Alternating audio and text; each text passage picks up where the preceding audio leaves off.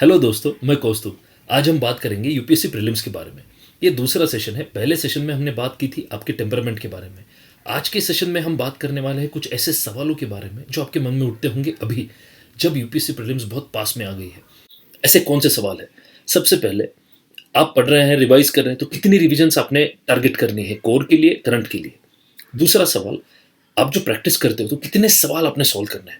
क्योंकि कुछ लोग कहते हैं कि आप 10,000 सवाल सॉल्व कर लो तो आपको कुछ पढ़ने की जरूरत नहीं है, फिर इसमें आपका पूरा प्रिपरेशन हो जाएगा। क्या ये सच है? हम बात करेंगे। तीसरा, आप जो प्रैक्टिस टेस्ट देते हैं, टेस्ट सीरीज लगाते हैं, तो कितने टेस्ट आपने सॉल्व करने हैं? ऐसा कोई आइडेंटिफाइबल पॉइंट है कि आप बोल पाओगे कि हाँ, दिस इज इनफ नाउ, अच्छे से मेरा पढ़ना हो गया है और प्रीलिम्स की तैयारी हो गई है? तो हम देखेंगे कि ऐसा कोई थ्रेशोल्ड आप रख सकते हैं क्या। तो अब देखते हैं दोस्तों, एक एक सवाल। सबसे पहले, how many revisions do I target? अब रिवीजन की अगर हम बात करें तो आपके पास कोर भी है और आपके पास करंट अफेयर्स भी है। तो कोर की मुझे ऐसा लगता है कि minimum 5 for a fresher, right, for a fresher minimum 5 revisions, right, ये मिनिमम। और करंट में कोर के लिए जितनी है, जैसे 5 plus at least 3, so total 8 revisions at least आपने करंट के लिए, करंट अफेयर्स के लिए प्लान करनी चाहिए। अब करंट अफेयर्स के लिए ज़्यादा रिविजन्स क्यों? ये इसलिए कि कोर, ये हमने स्कूल में भी कुछ चीज़ें पढ़ी होती है, एक फ्लो होता है, स्टोरी टाइप होता है, कुछ चीज़ें याद रहता, इजीली रह जाती है। लेकिन करंट इज टोटली डिसजॉइंट, इसको ज़्यादा रिविजन्स लगती है। तो इसलिए आप कोर को मिनिमम 5 रिविजन्स प्लान करें और करंट के लिए 8। अगर आपका ये पहला अटेम्प्ट नहीं है, आप फ्रेशर नहीं हो प्रिपरेशन में, तो फिर आप ज़्यादा रिविजन्स भी प्लान कर सकते हो और आपका मेथड ऑफ रिविजन भी बदलेगा, जो हम आगे बात करेंगे। जब आप क्वेश्चंस की बात करें तो कितने क्वेश्चन सॉल्व करने हैं, कितने टेस्ट सॉल्व करने हैं, तो ये दोनों सवालों के जवाब एक साथ हम देंगे। कितने क्वेश्चंस या कितने टेस्ट, इसका कोई थ्रेशोल्ड नहीं है। आप जानिए कि आप टेस्ट क्यों सॉल्व करते हैं या सवाल क्यों सॉल्व करते हैं। सबसे पहले, कंटेंट के लिए। तो जितने सवाल आप सॉल्व करोगे उतना अलग अलग कंटेंट, अलग अलग तरीके से फ्रेम किए हुए क्वेश्चंस, ये कंटेंट को आप एक्सपोज हो जाएंगे। So this is good. दूसरा, इस कंटेंट का फिडिलिटी भी होता है कि आपने जो पढ़ा है वो कितना आपको याद आता है, तो वो आप चेक करना चाहते हो, तो वो कंटेंट फिडिलिटी, ये भी एक एम है हम टेस्ट या क्वेश्चन सॉल्व करने के पीछे। तीसरा होता है टाइम मैनेजमेंट। तो आप क्वेश्चंस या टेस्ट इसलिए सॉल्व करोगे कि आप उतने टाइम में, जो अलॉटेड टाइम होता है 120 मिनट्स, उसमें आप कितना सॉल्व कर सकते हो। रीजंस है। और फिर टेम्परामेंट की भी बात आती है, जो हम पिछले सेशन में काफ़ी हमने हाईलाइट किया था। तो टेम्परामेंट भी आपको चेक करना होता है कि किस तरह आप क्वेश्चंस को रिएक्ट करते हो, आपको नहीं आता है, कंफ्यूज होता है, तो आप क्या करते हो। तो ये 4 रीजंस प्रोमिनेंटली है कि जिसलिए आपने टेस्ट सॉल्व करने चाहिए। अब यहाँ पे अप्रोच क्यों चेंज होता है? आप अगर फ्रेशर हो तो आपके लिए ये तीनों चीज़ें बहुत ज़्यादा इंपॉर्टेंट हो जाती है। ये तो आप रिवीजन के थ्रू कर सकते हो। तो मैं ये कह रहा हूँ कि अगर आप फ्रेशर हो तो आपका फोकस होना चाहिए ये रिविजन्स पहले कंप्लीट करने में। अगर ये रिविजन्स आप अच्छे से कर रहे हो तो फिर कंटेंट फिडिलिटी, टाइम और टेम्परामेंट, इसके लिए आप टेस्ट सॉल्व कीजिए, सवाल सॉल्व कीजिए। तो इसमें आप भले ही थोड़ा कम सॉल्व करोगे बाकी लोगों से, राइट, जिनके काफ़ी अटेम्प्ट्स हो चुके हैं, फिर भी ठीक है, लेकिन आपका रिवीजन अच्छा होना चाहिए। तो आप for example, if you are solving say 5,000 plus question और you are solving 15-20 test, different test, comprehensive, full length, it's good enough, right. लेकिन अगर आप फ्रेशर नहीं हो तो फिर आप जितने ज़्यादा सवाल सॉल्व करोगे उस उतना, या टेस्ट सॉल्व करोगे उतना आपके लिए अच्छा है।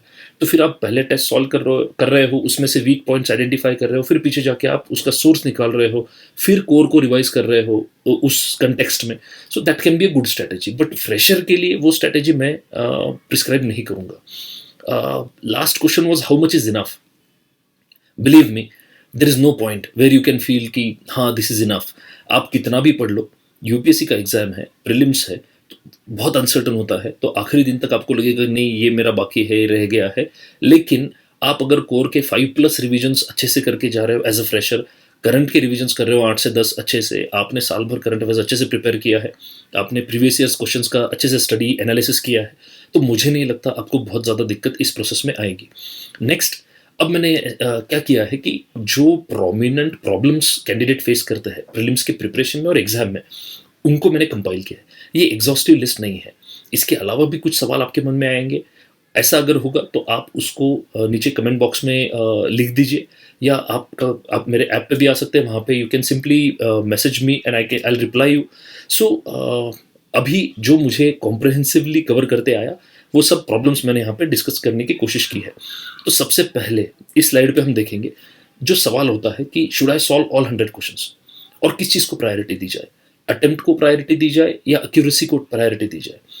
तो यहाँ पे एक चीज़ आपको नोट करना है कि आपको आइडियली 100 क्वेश्चंस तो अटेम्प्ट करने हैं जो आपको प्रीलिम्स में 2 घंटे में करने होते हैं, लेकिन 100 theoretically you are suppose to solve. आप जानिए ये यूपीएससी का एग्जाम है, 5 से 10 सवाल हो सकते हैं ऐसे हो जो काफ़ी डिफिकल्ट है, जो आपने पढ़े नहीं है, जिसके बारे में आपको ज़्यादा कुछ पता नहीं है, या फिर आप जब सॉल्व कर रहे हो तब आपको समझ में आ रहा है कि आपको आंसर पता ही नहीं, इट्स टोटली ब्लैंक। सो आप ब्लाइंड गेस आपको करना पड़ेगा if you have to solve those 5-8 questions, right.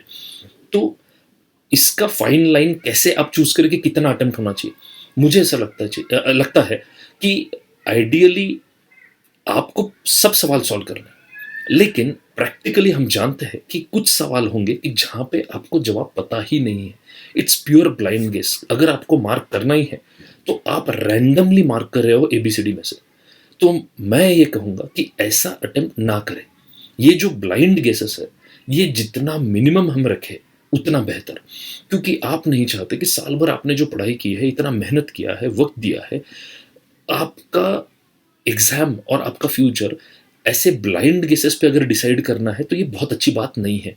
तो मैं ये कहूँगा कि 92 से 95 can be a very good attempt, और आखिरी 4 से 8 सवाल आप छोड़ सकते हो जो आपको बिल्कुल ही नहीं आते, unless you are force to attempt कि आपका टोटल अटेम्प्ट ही बहुत कम हो रहा है, जैसे 70-75। आप जानते हैं अगर टोटल अटेम्प्ट ही 75 है तो फिर सिलेक्शन के चांसेस बहुत कम हो जाते हैं। तो आपका अटेम्प्ट ये 90-92 तक हो जाना चाहिए। उसके अगर ये कंफर्टेबली आपका 3 राउंड में हो गया और फिर आपको लगता है कि हाँ कुछ 5-7 सवाल बचे हैं, लेकिन अगर वो ऐसे है कि जहाँ पे आपको कुछ पता ही नहीं है तो आप सेफली उसको छोड़ दीजिए। लेकिन ये कॉन्फिडेंस आने के लिए फिर इंपॉर्टेंट होता है आपका एक्यूरेसी। तो आई वुड सजेस्ट कि टोटल आपका अटेम्प्ट ये होना चाहिए और mistakes should be less than 25, right. So 24-25 जो मिस्टेक्स है ये मैक्सिमम है, तो इससे कम इससे ज़्यादा मिस्टेक्स अगर आप करेंगे तो that will be very problematic. तो अगर आपको मिस्टेक्स कम रखने हैं तो आपको अटेम्प्ट 100% करना थोड़ा रिस्की हो सकता है। तो आप सोचिए, जो लोग ये कहते हैं कि नहीं 100 अटेम्प्ट कर देने चाहिए, नेगेटिव मार्किंग 3 सवाल भी, यानी 4 सवाल में अगर एक भी सही आ गया तो फिर वो न्यूट्रलाइज हो जाता है। थेरोटिकली स्टैटिस्टिकली ये सही है, लेकिन इसको गैम्बलर्स फैलेसी कहते हैं कि आपके अगर मतलब अगर 4 सवाल में हम ये सोच रहे हैं कि एक भी राइट आ जाए तो हो जाएगा, लेकिन ऐसा ज़रूरी नहीं है कि यह आएगा, क्योंकि एक सवाल गलत हो गया, दूसरा गलत हो गया, तीसरा गलत हो गया, तो चौथा राइट आएगा, इसका प्रोबेबिलिटी क्या है? It is 1/4। But the fun fact is every question has a probability of 1/4 correct answer. जो ब्लाइंड गेस आप कर रहे हैं वो तो 25% ही प्रोबेबिलिटी है। तो इसके पहले आपने सही किया गलत किए, उसका चौथे आंसर पे या क्वेश्चन पे कोई उसका रिलेशन नहीं है। इसको गैम्बलर्स फैलेसी कहते हैं। इसलिए मैं ऐसा कहूँगा कि ये जो थेरोटिकल अंडरस्टैंडिंग है स्टैटिस्टिक्स का कि 4 में से एक भी सही आएगा तो न्यूट्रलाइज हो जाएगा, तो मैं ये कहूँगा कि ये चारों भी गलत आ सकते हैं जो ब्लाइंड आप खेलेंगे, या चारों सही भी आ सकते हैं। आप ये नहीं गिन सकते, या इसका कोई स्टैंडर्ड फॉर्मूला नहीं कि आप बोलेंगे कि इतने सही आना चाहिए। Theoretically yes 1/4, right. लेकिन मैं आपसे यही सजेस्ट करूँगा कि आप एक्यूरेसी पे अगर खेले 92-95 तक आपका अटेम्प्ट है, 3-4 सवाल जो है आखिर के कुछ सवाल के जो आपको पता है ब्लाइंड गेसेस है उनको छोड़ दे, तो आपको एक्यूरेसी पे कॉन्फिडेंस होगा, तो ये बहुत अच्छा स्ट्रेटेजी है। अभी नेक्स्ट प्रॉब्लम हम देखते हैं कि इसमें हम बात करेंगे राउंड सिस्टम की। तो टाइम मैनेजमेंट जो होता है, काफ़ी स्टूडेंट्स को ये प्रॉब्लम होता है कि टाइम कैसे मैनेज किया जाए, 2 घंटे में इतना सॉल्व करना है, फिर कैसे सॉल्व करना है, एक साथ सॉल्व करना है, या आप राउंड सिस्टम्स की बात करते हैं कि 3 स्टेप प्रोसेस। तो देखिए आपको 120 मिनट है, 100 सवाल है। काफ़ी लोग ये सोचते हैं कि एक ही इसमें पूरे ख़त्म कर दे, पहले इसमें ही सब मार्क कर दे, लेकिन मैंने पहले भी कहा था कि यूपीएससी का ये जो एग्ज़ाम है it's all a game of risk, how you manage risk. यहाँ पे अगर हम नंबर ऑफ क्वेश्चंस बोले और यहाँ पे हम रिस्क है, तो ये ऐसा जाना चाहिए जैसे जैसे आपके अटेम्प्ट बढ़ता जाता है वैसा आपका रिस्क धीरे धीरे बढ़ना चाहिए। आप अगर पहले ही राउंड में, जब आप पहली बार क्वेश्चन पेपर सामने लेते हो प्रीलिम्स का और सॉल्व करते हो, तो फर्स्ट राउंड में ही अगर आप सारे सवाल मार्क कर दोगे या जो पॉसिबल है वो सब मार्क कर दिए, तो आप रिस्क ऐसा ले रहे हो, डायरेक्टली स्टार्टिंग से ही आप रिस्क ले रहे हो, जो गलत स्ट्रेटेजी है। ये एग्जाम में अगर आपको सक्सेस मिलाना है तो उसकी प्रोबेबिलिटी कब बढ़ेगी? जब आप पहले जो आपको आता है उसको ढंग से सॉल्व कर लेंगे, उस पे ज़्यादा फोकस करेंगे और फिर ऐसे एरिया पे कंसंट्रेट करेंगे कि जहाँ पे थोड़ा रिस्की है, फिर उसको रिस्क मिनिमाइज करते जाएंगे। तो ये कैसे किया जा सकता है? अ, हम जो क्वेश्चन पेपर सॉल्व करने का प्रोसेस है उसको 3 राउंड में डिवाइड कर सकते हैं। First 60 to 70 minutes, maximum 70 minutes, right? 65 minutes के ऊपर नहीं जाना चाहिए। फर्स्ट 60-70 मिनट्स में आपका पहला राउंड हो जाना चाहिए। इस राउंड में आपके 25 टू 40 या 45 तक, right, it depends on your level of study, कि आप कितना भी पढ़ लो, यूपीएससी में पहले अटेम्प्ट में ये सवाल और ये जवाब जो कॉन्फिडेंटली आप मार्क कर सकते हो वो मिनिमम 20-25 और मैक्सिमम 40-45 तक जाता है। तो ये आपका हो जाना चाहिए मार्क।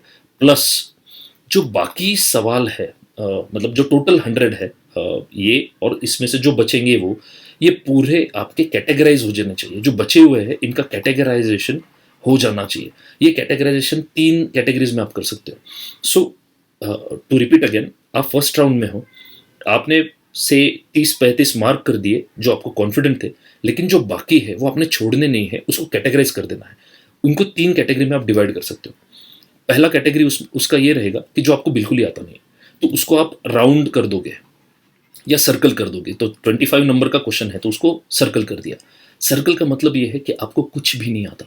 आपको अगर चॉइस दिया तो ये सवाल आप प्रिफर करोगे कि आप इसको अटेम्प्ट ना करें, ये आपको बिल्कुल ही आता नहीं है, it's a total blind guess. तो ऐसे सवाल आपको छोड़ने हैं थर्ड राउंड के लिए। तो आपने इसको राउंड कर दिया, या आप चूज करो आपको कौन सा सिंबल यूज करना है। तो you left it for the third round, right? तो उसको एक मार्किंग, जो बिल्कुल ही आता नहीं है। अब दूसरा जो आता है लेकिन रिस्क का प्रोपोर्शन, तो एक सेकेंड टाइप कैटेगरी ऐसा रहेगा कि जहाँ पे आपको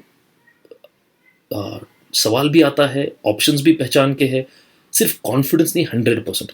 सो maybe you are around 70-80% confident, right? So 25% doubt है, राइट? एक ऑप्शन, मतलब आपने 2 ऑप्शन एलिमिनेट कर दिए, आपको पता है आंसर सी या डी है, उसमें भी आपको लग रहा है अंदर से कि सी हो सकता है, लेकिन कहीं तो मार्क करते वक्त वो कॉन्फिडेंस कम हो रहा है और आपको लग रहा है कि नहीं डी भी हो सकता है, थोड़ा सोचना पड़ेगा। तो इसको भी आप सेकेंड राउंड के लिए आगे भेज सकते हो। तो इसको आप 1 स्टार करके दे दो, क्योंकि आप अगर वहीं पे मार्क कर दोगे तो हो सकता है आप अननेसेसरी रिस्क ले रहे हो। आप अगर उसको सेकेंड राउंड में पुश करते हो तो at the back of your mind, subconscious level पे आपका दिमाग इस पे काम करता रहता है, इन्फॉर्मेशन को प्रोसेस करता रहता है। और हो सकता है कि जब आप सेकेंड राउंड में उस सवाल पे आए तब तक आपको जो डाउट था वो क्लियर हो जाए, कुछ याद आ जाए, तो प्रोबेबिलिटी रिस्क का थोड़ा कम हो जाता है और आपका सवाल, वो क्वेश्चन राइट आने का प्रोबेबिलिटी बढ़ जाता है। तो इसमें मैं कहूँगा कि ऐसे सवाल को आप एक से फॉर एग्जांपल 1 स्टार एक मार्किंग आपने कर दिया, और जो मोस्ट प्रोबेबल आंसर आपको लग रहा था, जैसे सी है, तो उसके पास आप डॉट कर दो या कुछ निशान कर दो छोटा सा, कि अगर जल्दबाजी में मार्क करना पड़ा बिना सोचे, आपको पता नहीं टाइम का क्या सिचुएशन रहेगा, अगर गलती से जल्दबाजी में मार्क करना पड़ा तो आपको फिर क्लियर होता है कि हम, मैं तो सी करने वाला था, तो गो विद इट। सो ये आप कर दो। तीसरा कैटेगरी है जहाँ पे 50% रिस्क है, 50% डाउट। ये ऐसे सवाल होते हैं कि जहाँ पे 3 या 4 स्टेटमेंट दिए और आपको 1 या 2 स्टेटमेंट पता ही नहीं है। तो भले ही 2 स्टेटमेंट पता है और 1 बिल्कुल ही पता नहीं है, तो it's 50% risk, it can be right और रॉन्ग, यू डोंट नो। सो यहाँ पे अगेन आप इसको भी सेकेंड राउंड के लिए पुश कर दो, यहाँ पे अलग मार्किंग कर दो, कुछ स्पाइरल वाला ऐसा कुछ कुछ भी मार्किंग कर दो, और इसको आप पुश करो सेकेंड राउंड के लिए।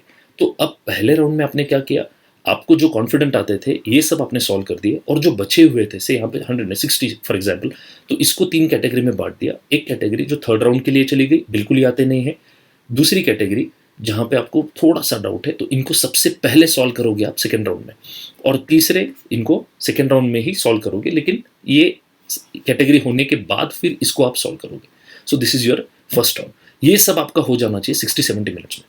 सेकेंड राउंड जो आप लेते हैं तो इसको आपको 30 मिनट्स के आसपास मिलते हैं। This is second round, 30 minutes. So अगले 30 मिनट में, राइट, आपको क्या करना है, जो भी 30 या 40 मिनट, इट डिपेंड्स राइट, कि आप कितना जल्दी फिर से सोच के मार्क करते हो। तो ये 30 से 40 मिनट में आपको क्या करना है, ये जो पहले थे कि थोड़ा सा ही डाउट था, फटाफट उन सवालों पे जाओ और मार्क कर दो। अब उसको आगे नहीं ढकेलना है आपको, क्योंकि आप, ये क्वेश्चन ऐसे है कि जहाँ पे probability of being right is high, आपको मैक्सिमम चीज़ें पता है, थोड़ा सा डाउट है, तो वहाँ पे फिर उसको आगे मत ढकेलो, उसको वहीं पे सॉल्व कर दो। तो ये 30 मिनट्स में आप सबसे पहले ये सेकेंड वाले कैटेगरी वाले आप सब सॉल्व कर दिए। उसके बाद यहाँ पे, तो यहाँ पे भी आप ट्राई करोगे मैक्सिमम सॉल्व करने के। कुछ सवाल ऐसे हो सकते हैं जहाँ आपको लगेगा कि नहीं, ये बहुत ही ज़्यादा डिफिकल्ट है, ये बिल्कुल ही पता नहीं है, तो फिर उसको आप सर्कल कर दो।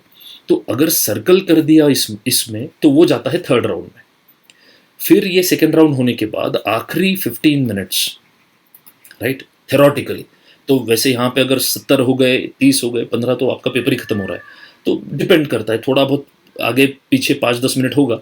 तो आखिरी 10 से 15 मिनट में आपको क्या करना है कि जो सब सर्कल है, तो इससे आपका ये साइनेज से आपका टाइम भी बच रहा है। अब आपको थर्ड राउंड में क्या करना है, जितने भी सर्कल वाले हैं वो सब देखना है। और मैं कहूँगा कि सेकेंड राउंड के बाद आप आपके आंसर शीट पे एक बार नज़र डाल के गिन लो अप्रोक्सीमेटली कि आपने कितने सॉल्व किए।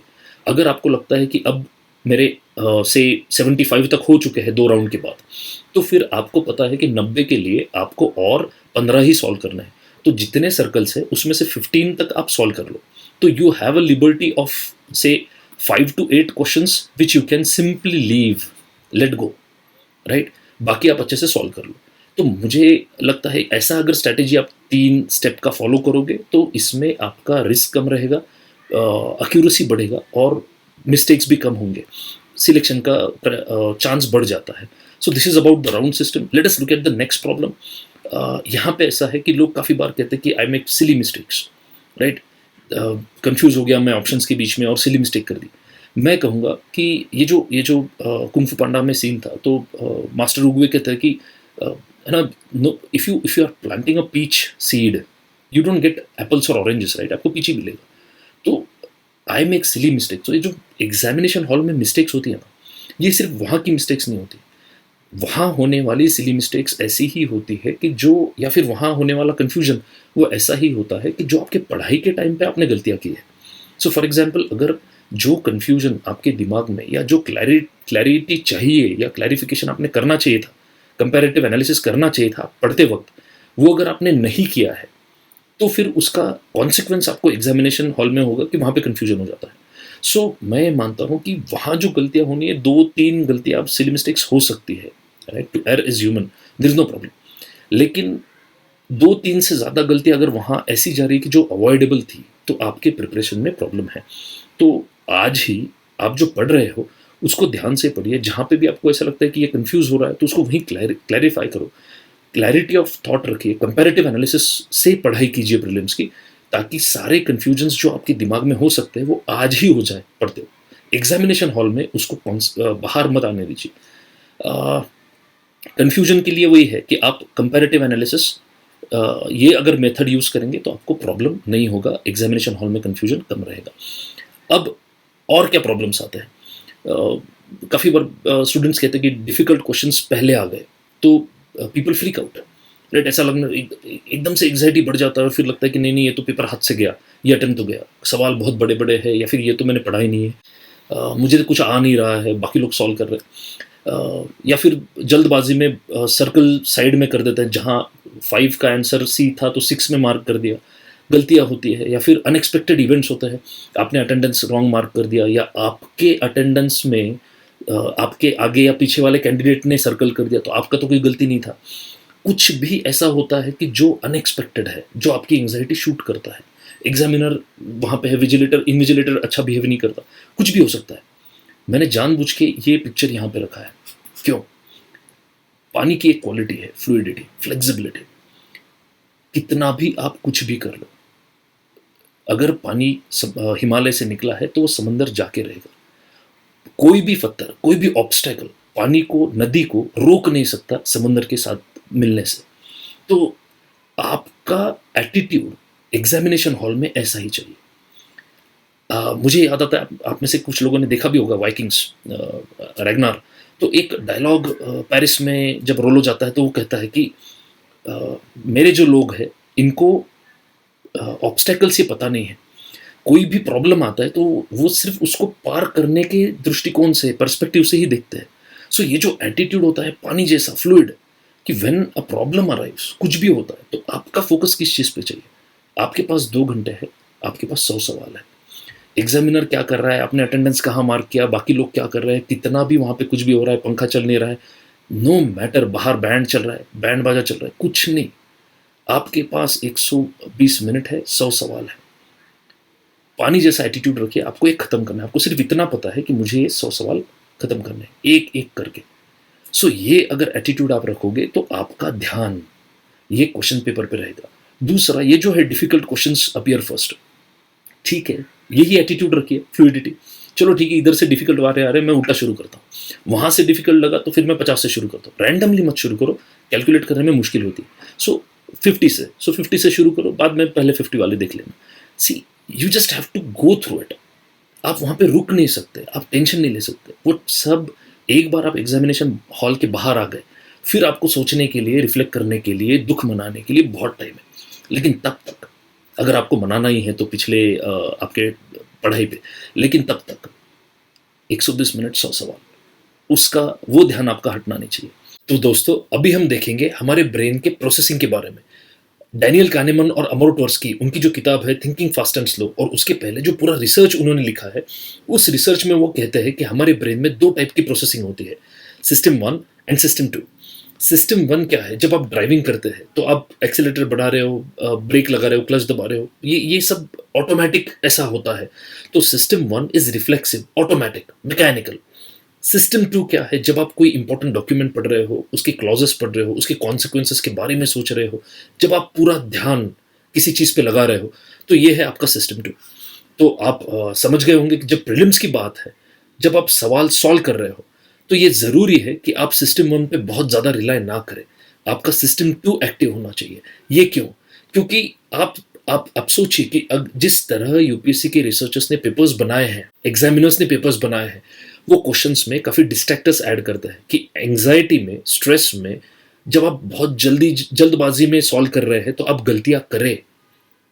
ये जो डिस्ट्रैक्टर्स है, ये आपको सिस्टम 1 मदद नहीं करेगा इन डिस्ट्रैक्टर्स को आइडेंटिफाई करने के लिए, ये आपको सिस्टम 2 आइडेंटिफाई करने में मदद करेगा। तो इसलिए जब आप यूपीएससी के क्वेश्चन सॉल्व कर रहे हो, आप एंगेज रहिए, अलाइव रहिए। आप क्वेश्चन पेपर से बात कीजिए, खुद से बात कीजिए, कंटिन्यूअसली आप पूछते रहिए खुद को कि ये सवाल मुझसे क्या पूछ रहा है। आप उसमें अंडरलाइन कीजिए, सर्कल कीजिए, जो इंपॉर्टेंट कीवर्ड्स है उनको हाईलाइट कीजिए, फोकस कीजिए हर सवाल पे कि what is this question asking me, what are the keywords, क्या ये जवाब है, क्या ये जवाब है। तो आप इस तरह एंगेज्ड जब रहेंगे तो आपका सिस्टम 2 एक्टिव रहेगा, क्योंकि system 2 by it self is very lazy. तो ये कैसा होता है, हमारा दिमाग कोई भी काम कर रहा है तो धीरे धीरे सिस्टम 2 सो जाता है और सिस्टम 1 एक्टिव होने लगता है, ऑटोमेटिक मोड पे चली जाती है, ऑटो पायलट पे चली जाती है हमारी सब थिंकिंग। तो मैं आपसे यही कहूँगा कि जब आप पेपर सॉल्व कर रहे हो, जितना आप एंगेज रहोगे उतनी सिली मिस्टेक आपकी कम होगी। दूसरा, ये थोड़ा फिलोसॉफिकल है, लेकिन जिस तरह मैं मानता हूं कि हर दिन एक नई जिंदगी होनी चाहिए। आप सुबह उठते हो, आपकी जिंदगी शुरू, और शाम को जब आप सोने जाओगे, वो दिन, वो लाइफ आपका खत्म। You wake up to a new day every day. So ये जो फिलॉसफी है, यही फिलॉसफी अगर आप पेपर सॉल्व करते वक्त यूज करो, कि आप बाकी चीजों के बारे में मत सोचो, आपके सामने पूरा पेपर भी मत सोचो, जो सवाल आपके सामने है, ये एक सवाल और ये उसके 4 ऑप्शन, यही आपका फोकस होना चाहिए। जो चिड़िया की आंख ऐसा कहते हैं, राइट, अर्जुना का जो बहुत फेमस स्टेटमेंट है, आप फोकस कीजिए उस सवाल पे, उस कॉन्सेप्ट पे, उस ऑप्शंस पे, और वो सवाल ही आप सॉल्व कीजिए। एक बार हो जाता है तो नेक्स्ट पे शिफ्ट कीजिए। अदरवाइज क्या होगा कि आप एक सवाल ठीक से बनाने तो फिर वो सब कैरी ओवर होगा नेक्स्ट इस पे, वो भी बिगड़ जाएगा। तो ये होना नहीं चाहिए। तीसरी बात, प्रैक्टिस टेस्ट का फीडबैक।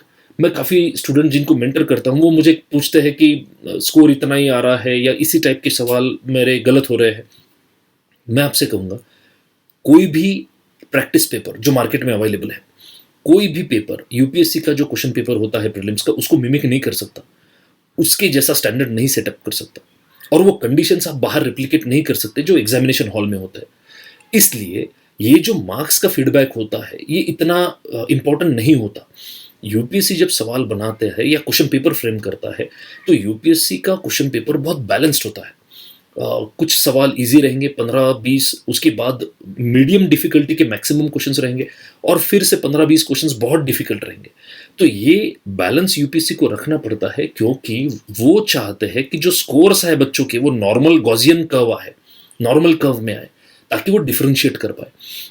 टेस्ट पेपर्स जो आप मार्केट में सॉल्व करते हैं वो इतने डिफिकल्ट या इतने इजी हो जाते हैं कि, या फिर आपसी कंपटीशन में इतने डिफिकल्ट बनाए जाते हैं कि आपको ऐसा लगता है कि नहीं नहीं मेरी तो पढ़ाई कुछ हुई नहीं। इसीलिए मैं कह रहा हूँ कि यूपीएससी का जो पेपर होता है वो बहुत बैलेंस्ड होता है। तो आप ये पेपर से आपका फीडबैक मत लो।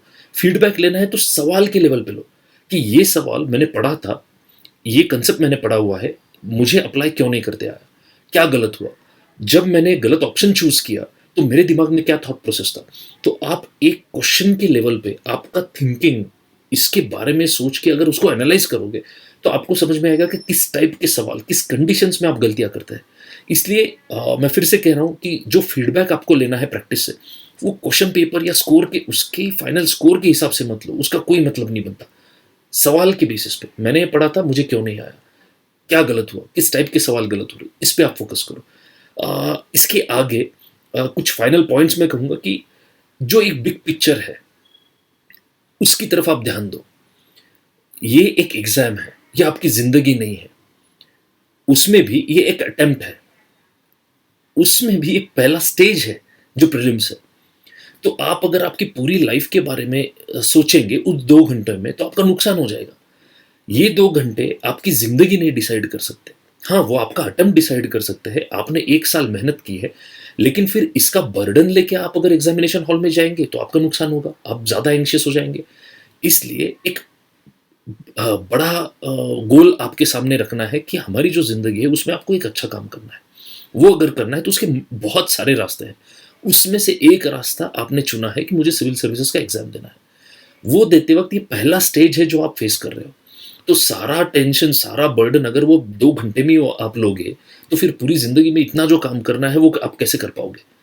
इसीलिए थोड़ा ये सब प्रोसेस से ऊपर उठकर, पीछे हटकर शांति से आप सोचिए कि ये 2 घंटे है, इतने सवाल है, मुझे उस पर फोकस करना है, एंजॉय करना है। वो 2 घंटे में मैं अच्छे से पेपर सॉल्व करके आ जाऊंगा। रिजल्ट क्या आएगा, अटेम्प्ट क्या बनेगा, लाइफ कैसा होगा, ये सब वो 2 घंटे के लिए आपने साइड में रखना है। दूसरा, आप ये सोचिए कि आप अगर हेल्दी नहीं हो, अगर आपकी एग्जाम के पहले नींद अच्छी नहीं हुई है, या आप बहुत एसिडिटी सफर कर रहे हो, आप सोचिए आपके पास 2 ऑप्शन है। एक तो आप बहुत टेंशन लो और फिर एग्जामिनेशन प्रोसेस में भी खुद से भी लड़ते रहो, खुद की मेंटल कंडीशन और बॉडी दोनों से झगड़ा करते करते आप पेपर सॉल्व करो, या आप खुद का ख्याल रखो, अच्छा डाइट, अच्छी नींद, अपने अच्छे दोस्त, आसपास की जो आपके पास का एटमॉस्फेयर है, स्टूडेंट्स है, आपके कलीग्स है, रूम पार्टनर्स है, तो एक अच्छा पॉजिटिव बबल बनाने की कोशिश आप करो। आप नहीं चाहते कि नेगेटिविटी आपके लाइफ में हो जब आप इतना इंपॉर्टेंट एग्जाम प्रिपेयर कर रहे हो।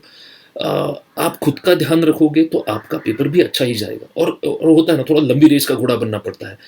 ये तो एक स्टेज है, इसके बाद मेंस भी आएगा, इंटरव्यू भी आएगा, काफ़ी लंबी रेस है। रोज़ लोग कहते हैं कि ऐसा माना जाता है कि इस एग्ज़ाम में आप पूरा पागल हो जाते हो, पूरा उसमें डटे रहते हो, कुछ भी लाइफ में आप एंजॉय नहीं करते हो, सोशल इंटरेक्शन बहुत कम हो जाता है, आपने सिर्फ पढ़ना है। मैं ऐसा नहीं कहूँगा, और आपको ये मानना चाहिए कि मैं डॉक्टर भी हूँ। मैं ये आपको ये कह रहा हूँ कि आपने रोज़ आधा घंटा से पौन घंटा एटलीस्ट ऐसा होना चाहिए आपके दिन में जिसमें यूपीएससी ये कहीं नहीं आता।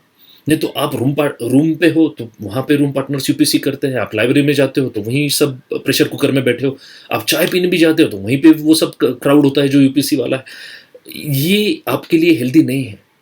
आधा से पौन घंटा आपके रूटीन में ऐसा होना चाहिए रोज कि जिसमें आप ये प्रोसेस में नहीं हो, आप सिर्फ आपके पास हो, आप खुद आप एक्सरसाइज कर रहे हो, कुछ जो अच्छा लगता है वो पढ़ रहे हो, कुछ अच्छा गाना सुनना है वो कर रहे हो, आप खुद का ख्याल रख रहे हो। ये वक्त सिर्फ आपका है, ये आपसे कोई नहीं छीन सकता। तो ये जो आधा पौन घंटा है ये खुद के लिए आप रखो, जरूर रखो। इससे आप हेल्दी रहोगे, अच्छी नींद होगी, आपका डाइट अच्छा रखो। तो ये सब आप अगर खुद का केयर करोगे तो ये प्रोसेस में आपको फटीग या बर्नआउट ये एक्सपीरियंस नहीं होगा। तीसरा, social media, negative influences, current affairs, ये सब जो आसपास चलते रहता है, अगेन थोड़ा वक्त खुद के लिए निकालना ज़रूरी है। तो उस वक्त जब अगर आप ये सब एक्सटर्नल स्टिमुलेशन जो है, और ये सिर्फ सोशल मीडिया, मोबाइल नहीं है, ये आपके दोस्त है, आपके कलीग्स है, आपके रूम पार्टनर्स है, आपके टीचर्स है, ये जो पूरा सर्कल आपने बना लिया है आपके पास आसपास, जो प्रेशर कुकर जैसा काम करता है, तो थोड़ा इसमें से बाहर निकलिए। और ये जो डिस्कनेक्ट अगर आप करेंगे तो फिर आप खुद से कनेक्ट हो पाएंगे। आप क्या हो, क्योंकि इस प्रोसेस में सबसे इंपॉर्टेंट आप खुद को पहचानिए, खुद की स्ट्रेंथ्स को पहचानिए, रिफ्लेक्ट कीजिए, थिंक कीजिए। ये थिंकिंग के बाद ही आप खुद को अच्छे से समझ पाएंगे और अपनी स्ट्रेंथ्स को बढ़ा पाएंगे और वीकनेसेस को प्लग कर पाएंगे। लास्टली मैं ये कहूँगा कि बहुत जब कॉम्प्लेक्स हो जाती है चीज़ें, कि ऐसा लगता है पानी सर के ऊपर जा रहा है, बहुत स्ट्रेस है, नंबर्स बन नहीं रहे, बहुत पढ़ने के बाद भी मार्क्स आ नहीं रहे, एक सीलिंग सा आ गया कि इसके ऊपर स्कोर नहीं आ रहा है, जब ऐसा लगे कि चीज़ें हाथ से जा रही है, तो ऐसे वक्त it makes sense to go back to basics. एक क्लीन स्लेट, एक क्लीन स्लेट से फिर से शुरू कीजिए।